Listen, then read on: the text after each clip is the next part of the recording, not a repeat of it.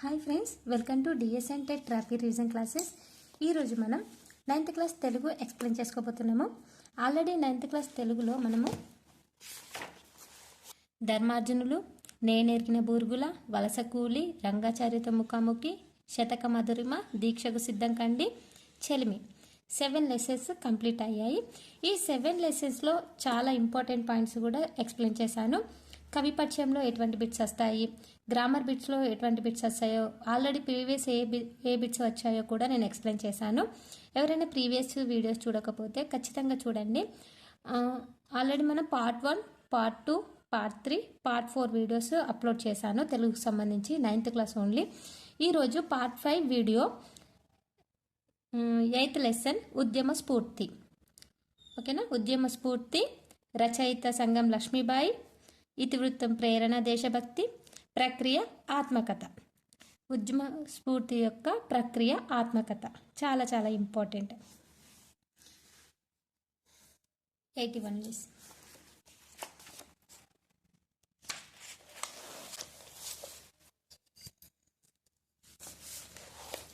సంగం లక్ష్మీబాయి. సంగం లక్ష్మీబాయి స్వతంత్ర సమరయోధురాలిగా, సంఘ సేవ పరానురాలిగా జీవితాన్ని సమాజానికి అంకితం చేసిన త్యాగమూర్తి సంగం లక్ష్మీబాయి. ఈమె మేడ్చల్ జిల్లాలోని ఘటకేశ్వరం అనే గ్రామంలో జన్మించింది. మన సంగం లక్ష్మీబాయి అమ్మ స్వతంత్ర సమరయోధురాలిగా, సంఘ సేవ పరయానురాలిగా జీవితాన్ని సమాజానికి అంకితం చేసిందన్నట్టు. ఈమె యొక్క స్వస్థలం మేడ్చల్ జిల్లాలోని ఘటకేశ్వర అనే గ్రామం. ఈమె హైదరాబాద్లో నారాయణగూడ బాలికల ఉన్నత పాఠశాల వార్డెన్గా, తెలుగు పండితురాలుగా పనిచేసింది. ఇక్కడ చూడండి, హైదరాబాద్లో నారాయణగూడ బాలిక ఉన్నత పాఠశాల వార్డెన్గా, తెలుగు పండితురాలుగా పనిచేసింది. గాంధీజీ పిలుపుతో ఉప్పు సత్యాగ్రహంలో పాల్గొని జైలుకు వెళ్లిన ప్రథమ తెలంగాణ మహిళగా 1951లో తెలంగాణ ప్రాంతంలో వినోబా భావే చేసిన భూదానోద్యమ పాదయాత్రలో పాల్గొనిన ప్రథమ మహిళగా పేరు పొందాడు. అంటే ఇక్కడ ప్రథమాన్ని మెన్షన్ చేశారు కాబట్టి చాలా ఇంపార్టెంట్ అండి సంగం లక్ష్మీబాయి. ఎందుకంటే తెలంగాణ మహిళ, ప్రథమ తెలంగాణ మహిళగా ఉప్పు సత్యాగ్రహంలో జైలుకి వెళ్ళింది. ఎప్పుడు? 1951లో. తెలంగాణ ప్రాంతంలో వినోబా భావే చేసిన భూదానోద్యమం తెలుసు కదా, సోషల్ వస్తుంది. ఆ పాదయాత్రలో పాల్గొన్న ప్రథమ తెలంగాణ మహిళ మళ్ళీ. కాబట్టి రెండు ఇంపార్టెంట్. నెక్స్ట్, బూరుగుల రామకృష్ణారావు మంత్రివర్గంలో విద్యాశాఖ ఉపమంత్రిగా పనిచేసింది. బూరుగుల రామకృష్ణారావు మంత్రివర్గంలో విద్యాశాఖ ఉపమంత్రిగా పనిచేసింది, ఎడ్యుకేషన్ మినిస్టర్గా చేసింది. 1957లో కాంగ్రెస్ పార్టీ తరపున లోక్సభకు ఎన్నికైన 1971 సంవత్సరం వరకు, అంటే 15 సంవత్సరాలు లోక్సభ సభ్యురాలిగా దేశోన్నతికే శ్రమించింది. 15 సంవత్సరాలు లోక్సభ సభ్యురాలుగా చేసింది సంగం లక్ష్మీబాయి. కాబట్టి వెరీ వెరీ ఇంపార్టెంట్. ఇక్కడ ఏమేమి గుర్తుంచుకోవాలంటే, భూదానోద్యమంలో పాల్గొన్న ప్రథమ మహిళ, నెక్స్ట్ ఉప్పు సత్యాగ్రహంలో పాల్గొన్న తెలంగాణ ప్రథమ మహిళ, నెక్స్ట్ 15 సంవత్సరాలుగా లోక్సభ సభ్యురాలుగా దేశోన్నతికే శ్రమించింది. ఇవి చాలా ఇంపార్టెంట్.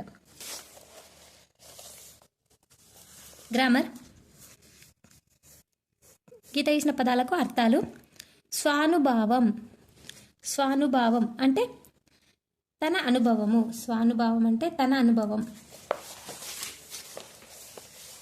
స్వానుభావం అంటే తన అనుభవం. స్వాను అంటే తన, భావం అంటే అనుభవం. పరితపిస్తూ. పరితపిస్తూ అంటే బాధపడుతూ. ఇక్కడ తమ పిల్లలు ఉన్నతంగా ఎదగాలని తల్లిదండ్రులు పరితపిస్తూ ఉంటారు, అంటే బాధపడుతూ ఉంటారు. మన దేశ సంపదను కొల్లగొట్టి తీసుకుపోయారు.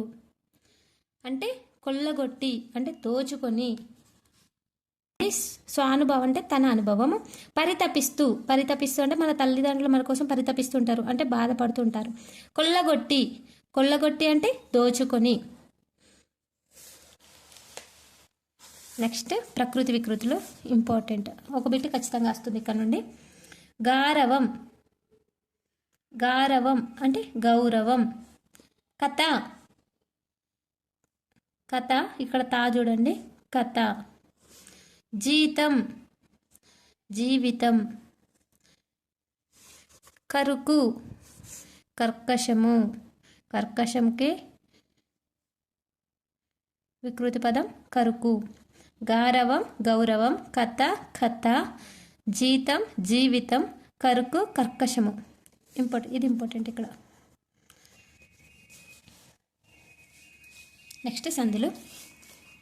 మనకెందుకు, మనకు ఊ, మనకున్ ప్లస్ ఎందుకు మనకెందుకు, ఉకార వికల్ప సంధి అట, అంటే కున్ వచ్చింది కదా అందుకే వికల్ప సంధి అన్నారు. విషాదాంతం, విషాద ప్లస్ అంతం, విషాదాంతం దీర్ఘం వచ్చింది కాబట్టి సవర్ణ దీర్ఘ సంధి. ఇక్కడ దీర్ఘం ఉంది కదా, విషాద ఆ ప్లస్ అంతం, విషాదాంతం సెకండ్ వస్తుంది కాబట్టి సవర్ణ దీర్ఘ సంధి. థర్డ్ వన్, మేమెంత, మేము, ఊ ప్లస్ ఎంత, మేమెంత ఉత్వ సంధి. ఎవరికున్నాయి, ఎవరికున్నాయి, ఎవరికిన్ ప్లస్ ఉన్నాయి, ఎవరికున్నాయి ఇత్వ సంధి. ఎవరికి ఈ, ఇక్కడ ఈ, ఎవరికి ప్లస్ ఉన్నాయి, ఎవరికున్నాయి ఇత్వ సంధి. విచిత్రమైన, విచిత్రము ప్లస్ అయినా, విచిత్రము ఊ ప్లస్ అయినా, విచిత్రమైన ఉత్వ సంధి. ఓకే, మనకెందుకు, మనకు ప్లస్ ఎందుకు ఉకార వికల్ప సంధి, అంటే కున్ వచ్చింది కాబట్టి అట్లా వికల్ప సంధి. విషాదాంతం, విషాద ప్లస్ అంతం, విషాదాంతం. మేమెంత, మేము ప్లస్ ఎంత ఉత్వ సంధి. ఎవరికి ఉన్నాయి, ఎవరికి ప్లస్ ఉన్నాయి, ఎవరికి ఉన్నాయి. విచిత్రమైన, విచిత్రము ప్లస్ అయిన, విచిత్రమైన. నెక్స్ట్ విగ్రహ వాక్యాలు. మాతృదేశం, మాతృదేశం అంటే మాతృ యొక్క దేశం లేదా తల్లి యొక్క దేశం. యొక్క వచ్చింది కాబట్టి షష్ఠి విభక్తి. కర్కశ హృదయం, కర్కశమైన హృదయం. ఏంటిది, విశేషణ పూర్వపద కర్మధారయ సమాసం.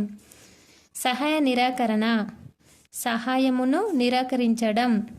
సహాయ నిరాకరణ అంటే సహాయమును నిరాకరించడం. నువ్వు వచ్చింది కాబట్టి ద్వితీయ విభక్తి. విప్లవ సంఘం, విప్లవకారుల యొక్క సంఘం.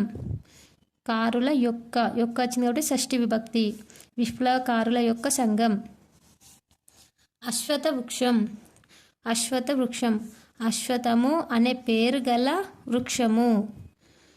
ఇది సంభావన పూర్వపద కర్మధారయ సమాసం. శాస్త్ర దృష్టి, శాస్త్రము యొక్క దృష్టి. యొక్క వచ్చింది కాబట్టి షష్ఠి విభక్తి. ఓకే, శాస్త్ర దృష్టి, శాస్త్రం యొక్క దృష్టి. మాతృదేశం అంటే తల్లి యొక్క దేశం ఆర్ మాతృ యొక్క దేశం, షష్ఠి విభక్తి. కర్కశ ఉదయం, కర్కశ హృదయం, కర్కశమైన హృదయం. విశేష పూర్వపద కర్మధారయ సమాసం. సహాయ నిరాకరణ, సహాయమును నిరాకరించడం, ద్వితీయ విభక్తి. విప్లవ సంఘం, విప్లవకారుల యొక్క సంఘం, షష్ఠి విభక్తి. అశ్వత్థ వృక్షం, అశ్వత్థము అనే పేరు గల వృక్షము. సంభావన పూర్వపద కర్మధారయ సమాసము. శాస్త్ర దృష్టి, శాస్త్రం యొక్క దృష్టి. యొక్క చిన్నబడి షష్ఠి తత్పురుష విభక్తి. ఇక్కడ యనాదేశ సంధి గురించి ఎక్స్ప్లెయిన్ చేశారు. యనాదేశ సంధి గురించి ఫస్ట్ అంటే మనకు ఫార్ములా తెలవాలి. ఈ ఊరులకు అసవర్ణమైన అచ్చులు పరమైనప్పుడు ఎన్నులు ఆదేశంగా వస్తాయి అని ఫార్ములా. మరి ఎన్నులన్నీ వేటిని అంటారంటే యావారాలను ఎన్నులు అని అంటాం. ఓకే, ఈ ఊరులకు అసవర్ణమైన అచ్చులు పరమైనప్పుడు యావారాలు ఆదేశంగా వస్తాయి. యావారాలు ఇవి ఎన్నులు అంటాం. ఇది ఇంపార్టెంట్. అత్యవసరం, అతి ప్లస్ అవసరం, అత్ ప్లస్ ఈ ప్లస్ అవసరం, ఈ క్యాన్సిల్ అయింది. అత్యవసరం. యాచిన అత్ ప్లస్ ఈ ప్లస్ అవసరం, అత్యవసరం. యనాదేశ సంధి అంటే ఇక్కడ ఏంటంటే ఈ ఊరులకు అసవర్ణమైన అచ్చులు పరమైనప్పుడు యావారాలు ఏకదేశం అవుతుంది. ఇక్కడ అత్ ప్లస్ ఈ ప్లస్ అవసరం. అసవర్ణమైన అచ్చులు ఏర్పడినప్పుడు ఈ యావారాలు ఆదేశం అవుతాయి అని అన్నారు.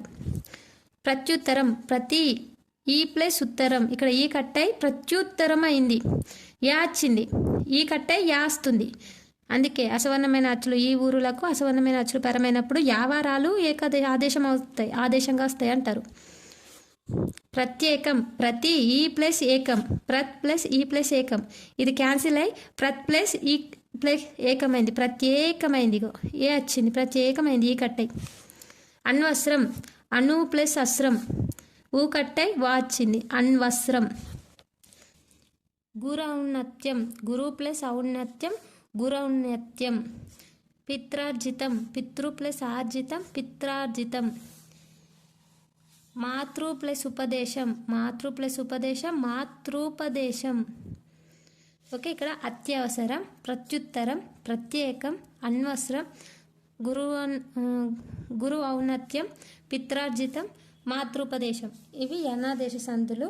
ఇక్కడ ఈ ఊరులకు అసవర్ణమైన అచ్చులు పరమైనప్పుడు యావారాలు ఆదేశంగా వస్తాయి. యావారాలను ఏమని అంటారంటే యన్నులు అని పేరు. ఇది ఇంపార్టెంట్. ఇది టెట్లో అడిగారండి ఆల్రెడీ.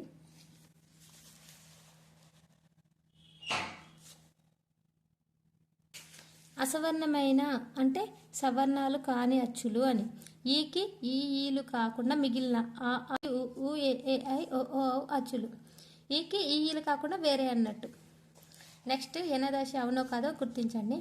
అభ్యుదయం, అభి ఈ ప్లస్ ఉదయం అభ్యుదయం. గుర్వాజ్ఞ, గురువు ప్లస్ ఆజ్ఞ గుర్వాజ్ఞ.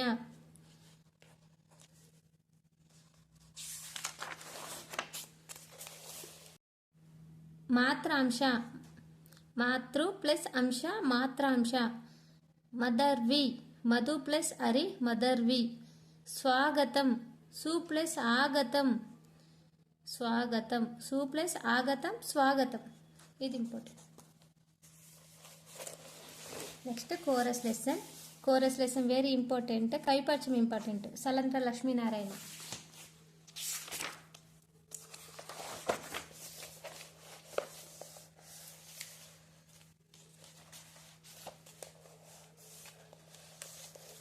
కవిపరిచయం సలంత్ర లక్ష్మీనారాయణ నిజామాబాద్ పట్టణంలో జన్మించాడు.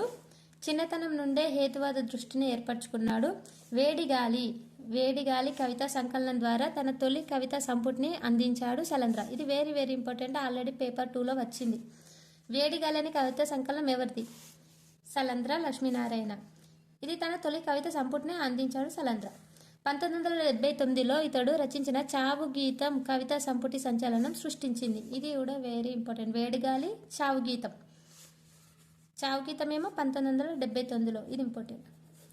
దళిత సాహిత్యోద్యమానికి పునాది అని చెప్పుకునే కవితలలో సలంద్ర రచించిన దళిత మానిఫెస్టో అనే కవిత ప్రధానమైంది. ఇతని 2 కవితా సంపుటాలు, 1 కవిత. వేడిగాలి, చావు గీతం కవితా సంపుటాలు. అందులో చావు గీతం అనేది సంచలనం సృష్టించింది. దళిత మేనిఫెస్టో అనేది కవిత. 3 ఇంపార్టెంట్, ఈజీగా గుర్తుంచుకోవచ్చు.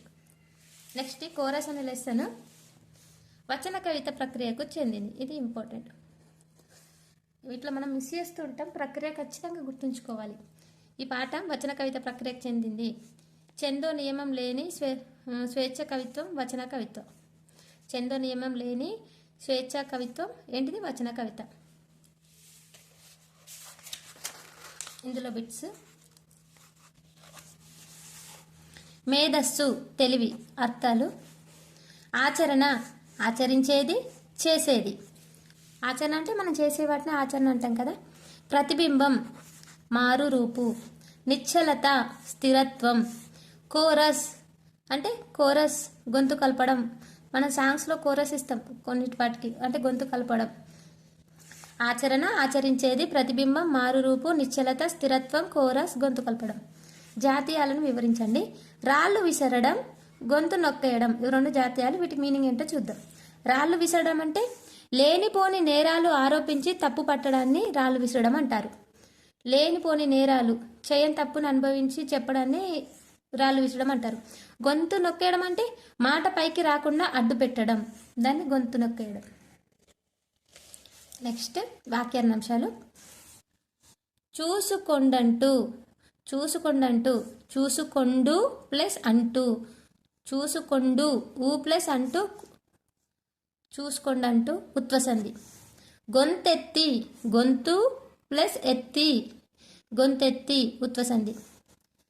విగ్రహవాక్యాలు. ముక్కలు చెక్కలు, ముక్కలు చెక్కలు, ముక్కలును చెక్కలును. 2 సమానార్థాలు కాబట్టి ద్వంద్వ సమాసం. గొంతు నొక్కేయడం, గొంతును నొక్కేయడం ద్వితీయ విభక్తి. నా పాట, నా యొక్క పాట షష్ఠి, షష్ఠి విభక్తి. చెవులు ముక్కులు అంటే రెండు సమానార్థాలు కాబట్టి చెవులు ముక్కులు ద్వంద్వ. గొంతు నొక్కేయడం, గొంతును నొక్కేయడం ద్వితీయ. నా పాట, నా యొక్క పాట షష్ఠి.